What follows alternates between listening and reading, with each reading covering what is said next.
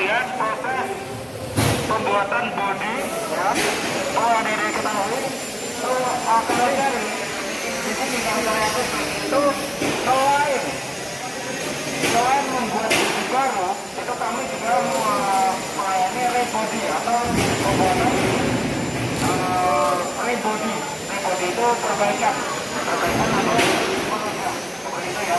Menjadi model yang lain. Di sini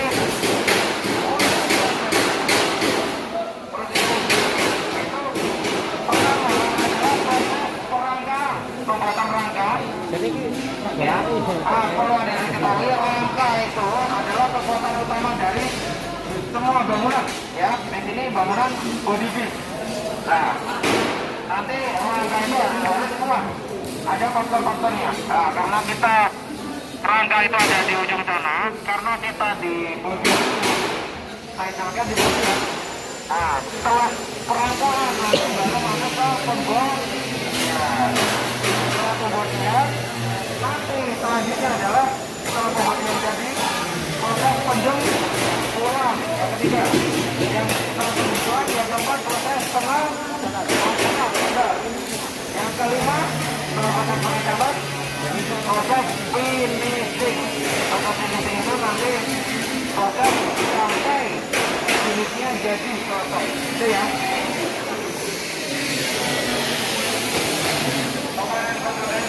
Pas ya kasih body seperti ini ya.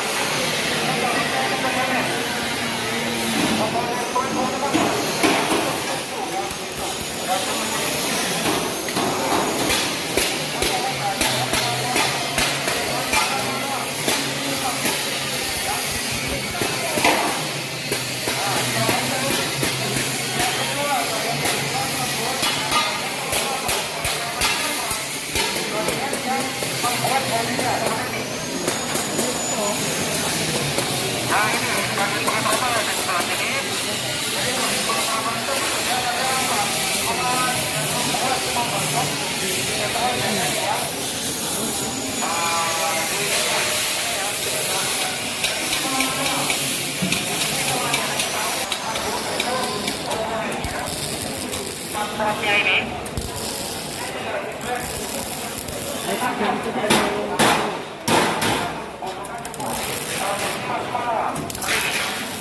masih dihitung.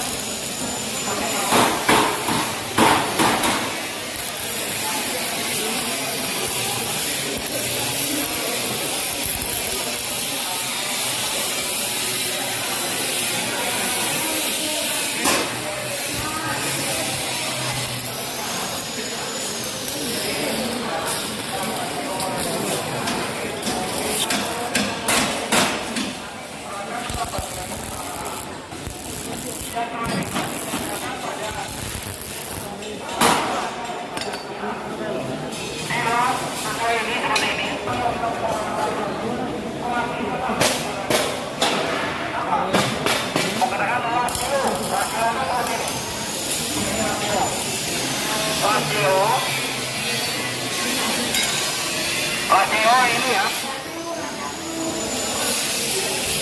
Ini lasio. Kenapa namanya lasio? Untuk plat ya, untuk plat kami menggunakan lasio dari material atau bahan elektrodanya. Ada yang tahu kan elektroda?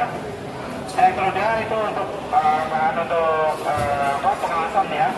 Elektrodanya itu namanya karbon monoksida, CO, karbon monoksida. Nah ini seperti tembakau ini ya. Ini berupa gulungan, nanti dimasukkan ke mesin itu, mesin trafo itu. Nah, jadi hampir mirip seperti las trafo atau las listrik. Dibantu dengan pengawasannya, dibantu dengan listrik, tapi supaya lebih matang dan sempurna, ditambah dibantu dengan apa? Tabung itu di belakang mesin itu namanya tabung karbon dioksida CO2. Jadi supaya matang, gitu ya. Sorry, pengawasannya. Jadi ini ada handle ya. Handle sama ini ada saklar. Saklar itu penggunaannya hampir mirip seperti las trafo atau las listrik. Nah, ini ada saklar. Saklar ini kalau dipencet itu menghubungkan arus listrik dan apa? Dan mengulur elektroda kalau dipencet ya. Jadi pencet itu langsung. Ini cuma contoh ya. Ada yang mau nyoba, tapi jangan. Nanti malah kalian nonton. Kalau apa saya nggak bawa kesempatan. Itu ya, fungsinya sama. Nah, pengelasan. Jadi kenapa kami menggunakan ulas PO ini? Karena PO ini lebih matang pengelasannya. Yang pertama, yang kedua lebih efisien waktunya. Jadi kalau pengelasan biasanya, kalau menggunakan asetelin ya, itu plat yang akan ditembak, yang disambung itu harus rapat alasnya. Jadi lama prosesnya. Nah kalau menggunakan lasio ini cukup titik-titik seperti ini. Itu udah matang, udah menyatu. Nah cukup, udah kuat. Dan nanti karena ini membutuhkan penjempuran ya supaya untuk merata dan merapikan. Ini yang juga ini nanti di slab, di gerinda, diratakan. Nah, supaya untuk meminimalisir penjempuran. Karena penjempuran sendiri itu nanti mempengaruhi berat dari kendaraan tersebut. Nah, itu ya. Nah, seperti itu. Nanti setelah bodi selesai, jadi nih nanti pengawasannya sama ya. Nih, titik semua. Bodi selesai nanti selesai 100% pembuatan bodinya. Pengetrapan sudah komplit semua. Nanti sebelum ke proses selanjutnya ada proses penyelepan, penggerindahan pakai gerinda. Ini diratakan.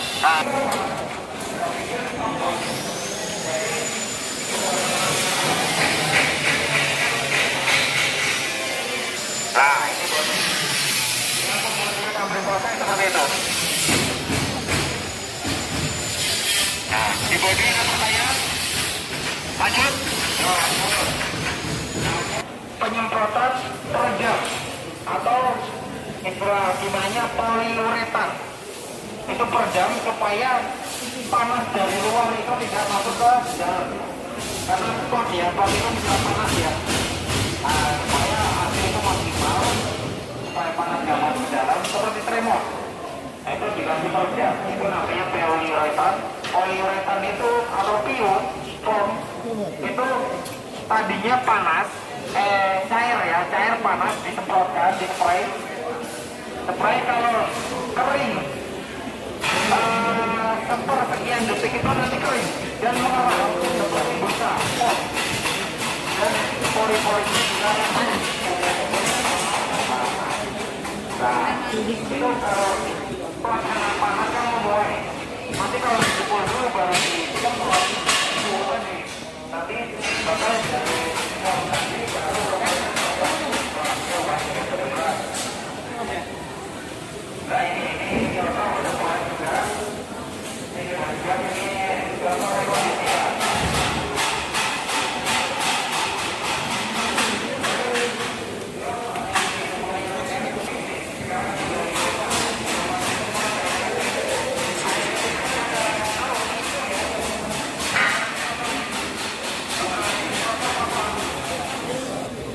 kecil itu ya gambarnya itu, tapi harus pakai Pertamina Dex, tidak boleh pakai solar biasa itu ya. Terus ini naik ya, mau naik kalau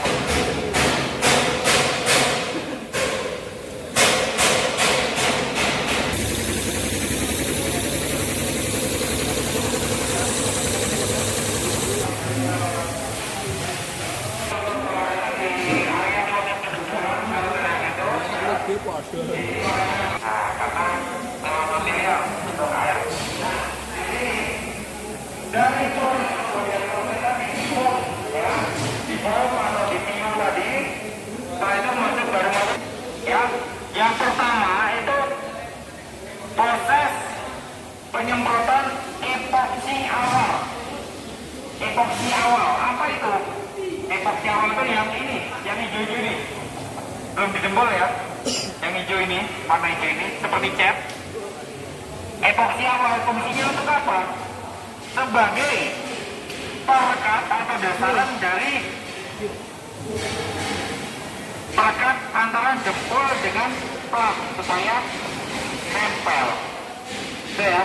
Dan sebagai pengurang resiko kerosi atau karat. Itu dua fungsi ya. Ini penyemprotan epoksi awal. Yang hijau yang belum nempel ya. Warnanya hijau biasanya. Nah, setelah epoksi awal selesai, dikeringkan kurang lebih 3 jam. Kering, nanti baru proses pendempulan itu sendiri. Nah, di pendempulan ini kita siapkan dempul.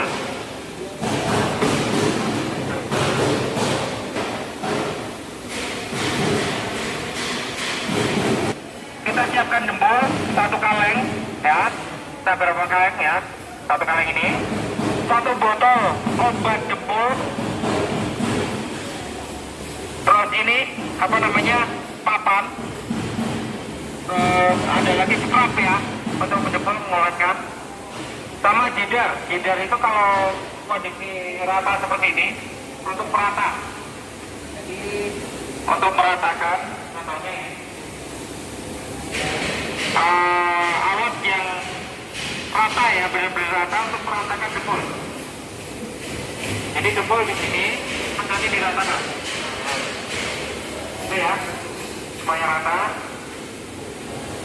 Nah, di sini kita sebelum mendempul, setelah epoksi awal tadi, kita harus membuat adonan antara dempul dan obat dempul. Obat dempul ini nama lainnya adalah hardener. Hardener itu fungsinya untuk apa?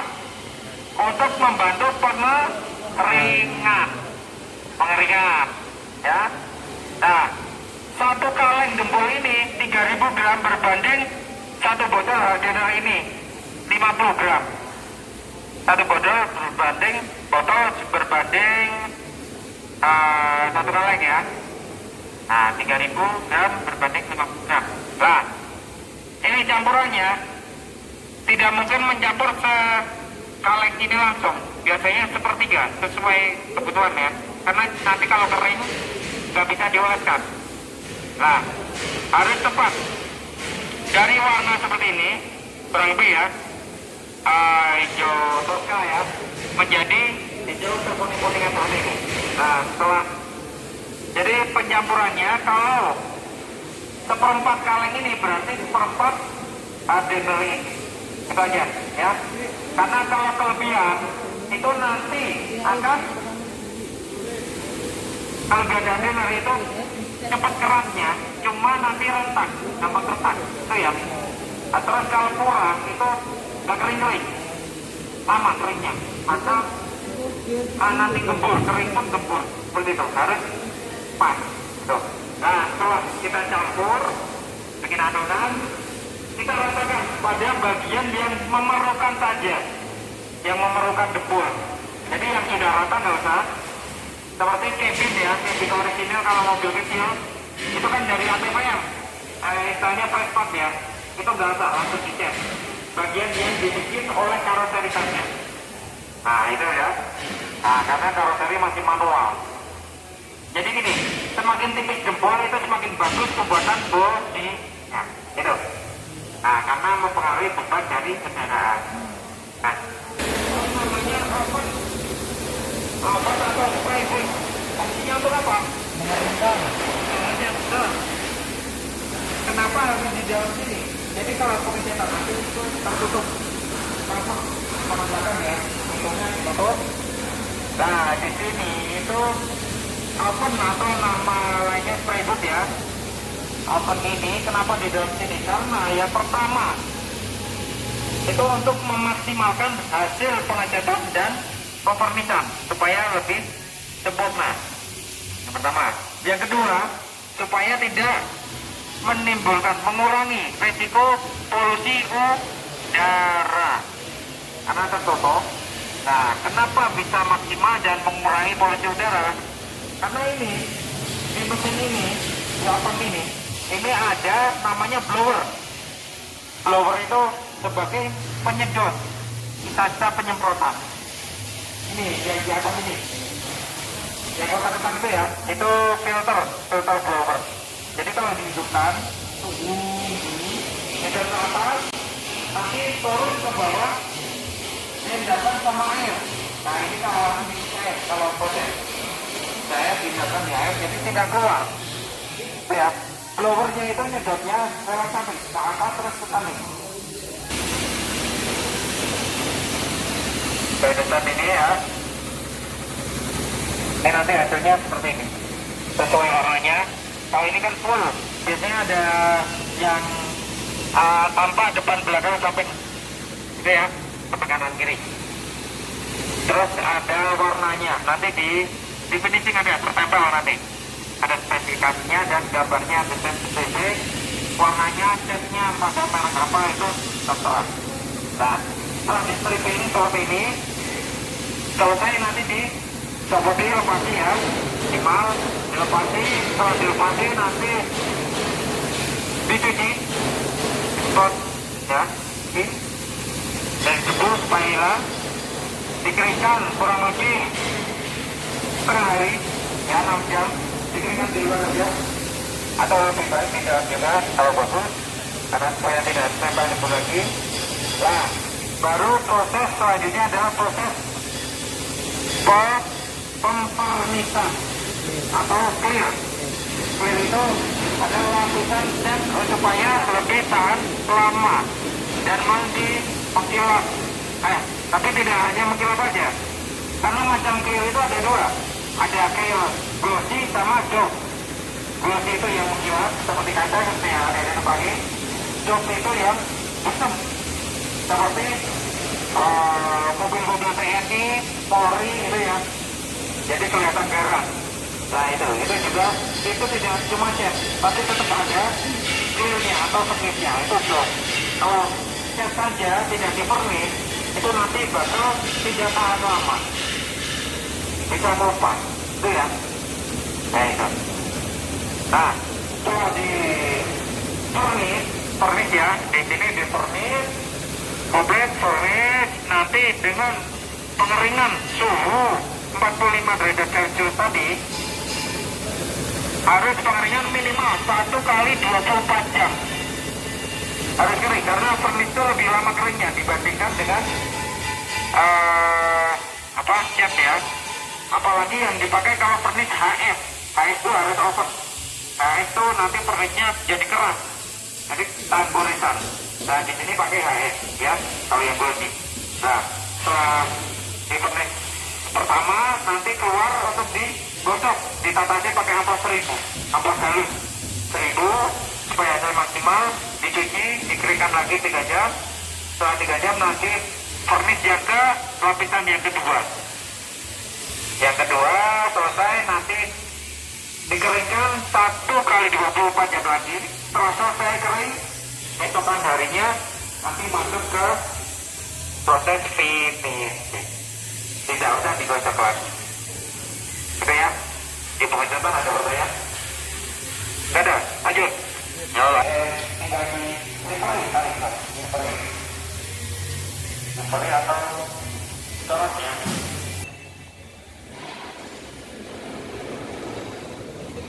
Ya, sampai dari Pak. Nah, itu. Ini sudah keluar dari ovennya. Ya. Nah, ini contoh yang keluar dari Indonesia, dari pemerintah kedua ya. Jadi di sini ada spesifikasi dan gambar stripping. Wah, ini ya saya maksud tadi. Ada tipe catnya, kodenya ya, komplit ya. Supaya kalau pesen lagi itu sudah ada sampel catnya. Dan kalaupun kegores, jadi untuk tambal sulamnya itu gampang untuk pemesan catnya. Seperti itu ya. Nah ini, di sini di proses finishing ini itu ada beberapa tahap. Yang pertama Jadi di sini itu sampai unit selesai, ya.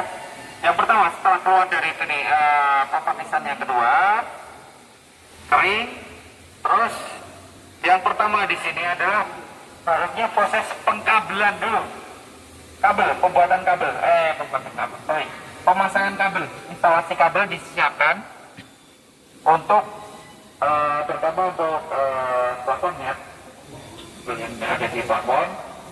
Contohnya kabel speaker, terus lampu ya, lampu, terus TV ya, dan lain sebagainya itu ya, itu harus siapkan dulu. Karena apa? Kalau sudah tertutup plafon ada yang tertinggal, harus bisa baca spesifikasi apa saja gitu ya. Jadi di sini ada lampu pakai, karena sekarang ada CCTV, ada lampu disco, ada macam-macam ya, harus respect. Karena kalau sudah tertutup, nanti kabelnya ada yang ketinggal, ada yang kurang, harus tukar lagi. Padahal plafonnya itu paten, tidak bongkar pasang, jadi repot, gitu ya. Nah, jadi harus dicoba cepat dan disiapkan semua.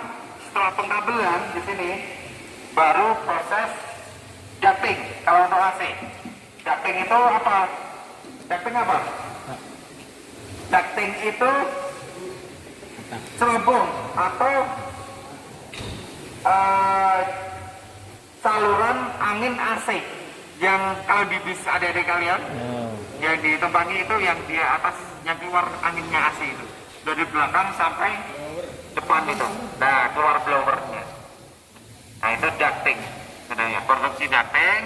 Setelah konstruksi ducting nanti selanjutnya apa?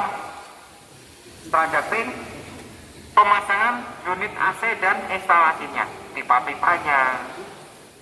Setelah itu, setelah pemasangan instalasi AC dan AC unitnya, terus selanjutnya baru pemasangan plafon. Nah, ini ducting ya, ini proses pemasangan ducting. Pemasangan ducting seperti ini baru awal ya. Tapi nanti dilepasi, baru dipasin dulu, nanti dilepas karena dijempol dan dicat lagi, kan dari bahan fiber, baru nanti di api seperti itu. Nah, kalau yang sudah hampir jadi, silakan monggo.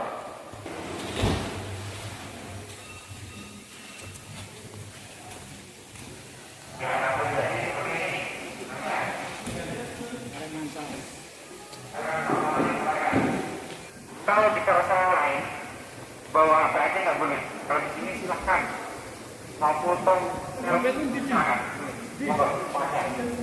Nah, setelah pemasangan plafon itu termasuk apa aja? Plafon atas, plafon itu ya, plafon ini termasuk pemasangan plafon atas, cek di atas. Bagian besar pakai kami. Iya. Angkutan karyawan. Iya. Ini untuk batubara, ada itu miliknya makanya kamu. Ini 11 unit, ini baru 6, yang 5 baru proses awal. Jadi keluar masuk keluar masuk gitu kan. Itu terus lantai karpet ya. Setelah itu pemasangan apa? Dashboard, terus speedometer, setir, lampu-lampu, handle dipasangi semua. Ada pintu, ada bagasi. Terus selanjutnya apa? Pemasangan audio video termasuk TV, speaker, DVD, DVD atau sekarang Android ya. Nah, terus Wifi dan lain sebagainya ya. Karaoke. Nah, terus selanjutnya pemasangan lampu-lampu dan kaca dan lagi. Setelah itu yang terakhir adalah pemasangan jok. Jok itu justru terakhir. Karena kalau sudah terpasang jok dulu, nanti yang lainnya sempit, nongkrengnya seperti itu ya.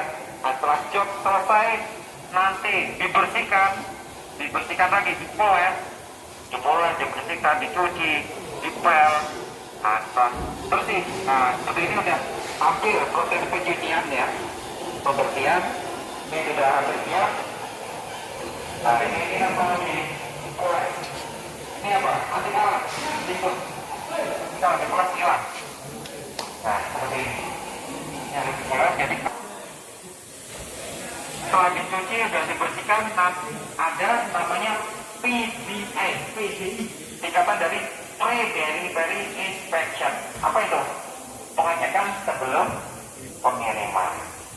Itu ya, checklist. Nanti di checklist, speknya ada yang kurang nggak? Kualitas itu dari kualitas, kuantitas yang sesuai spek, kualitas dari ceknya, kualitas dari semua ya, semua jobnya, audio video, nanti dicoba semua. Iya, betul Pak.